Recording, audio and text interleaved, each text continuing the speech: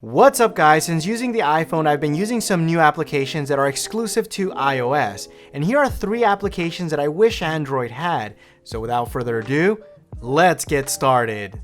The first application on my list is an app called Inlight, which is a photo editing app, and believe me when I say this, this is not your typical pic editor. It has some really advanced features and there is a pretty steep learning curve. Take for example the refit tool, which I haven't seen on any other photo editing app. I have a picture of 2 buildings and say I wanted to make this image a bit more dramatic.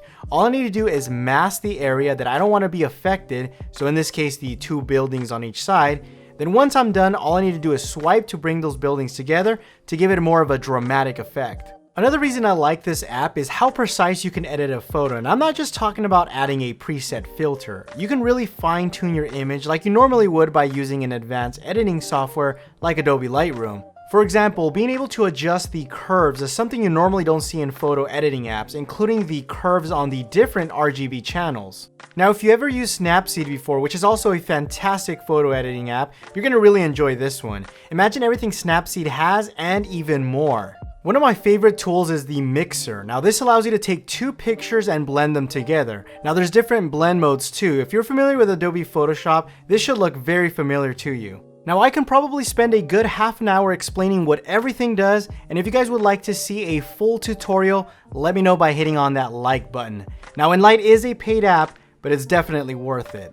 The next app on my list is called Capital with a Q, or Capital. Now fun fact, this app is actually coming to Android very soon, so I'm really excited about that. Capital lets you save by creating goals on the things that you want by setting rules to automate your savings. So you can build a goal list by selecting what it is you want, and it's labeled in different categories, so whether it's to do something, go somewhere, get something, pay off debts, or just start saving money. So for example, I want the new Model X, so I want to get something. So I'm going to name my goal Model X. Then I'm going to set a cover photo to remind me what it is I want.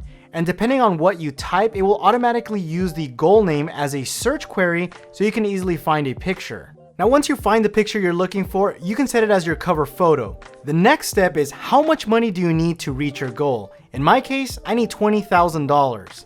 Once you create your goal, you'll need to set up the rules on how you plan to save for whatever it is your goal is, in my example being the Model X.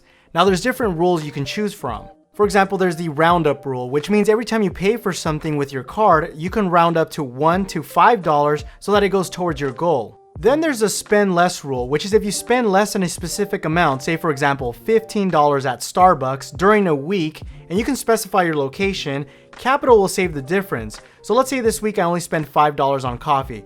$10 will go towards my Model X. One of my favorites is the guilty pleasure rule. This is sort of like getting penalized for buying something you shouldn't, but ends up helping your goal. So let's say for example, every time I make a purchase at McDonald's, it will automatically save $10 and put it towards my Model X. Now I really like this app because you can save for things that you really want in life, like a vacation, a kitchen upgrade, a new guitar, or even a new phone without the need to charge a credit card. Now if you download Capital, make sure you use the link in the description down below, because not only will you get $10 to help start saving for the things that you want, I'm gonna also get $10, so it's a win-win for both of us, and it's valid until April 30th of 2016.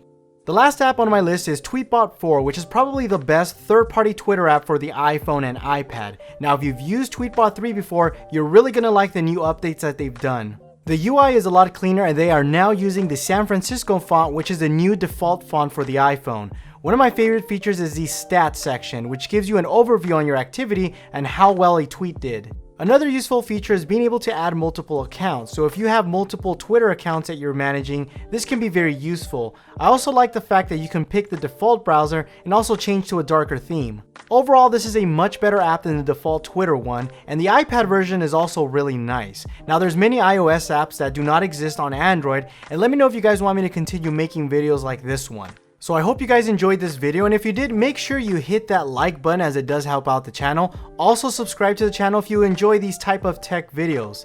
Thanks again for watching, and you'll catch me in the next one. Adios.